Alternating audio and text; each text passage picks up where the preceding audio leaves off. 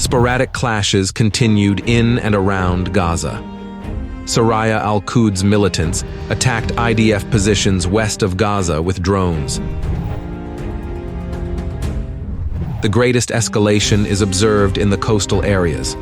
In response to Palestinian group activity, the Israeli Air Force conducts airstrikes on real estate developments.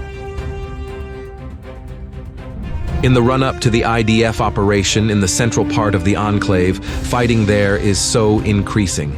Israeli artillery and airstrikes are actively targeting Deir al-Balah and the surrounding area. In the south of the Palestinian enclave, fighting continues in the central part of Khan Yunis. IDF units besiege Nasser and Al-Amal hospitals and keep launching airstrikes.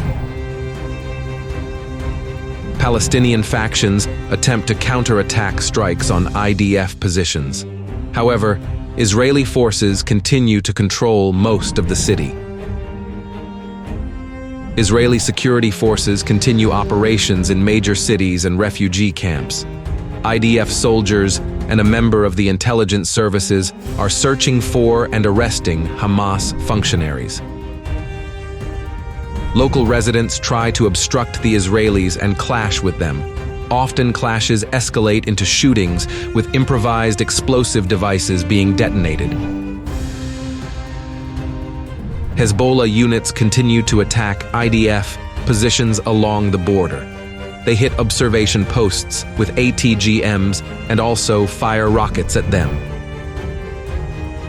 In response, the IDF has been systematically striking southern Lebanon.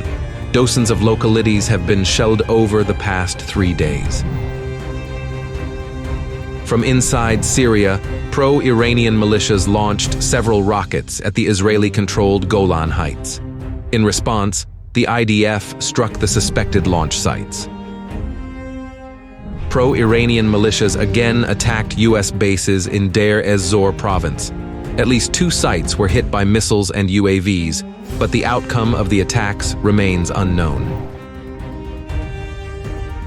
Yemen's Ansarallah movement reported an attack on a British vessel. Apparently, the missiles did not reach their target and failed to damage the bulk carrier.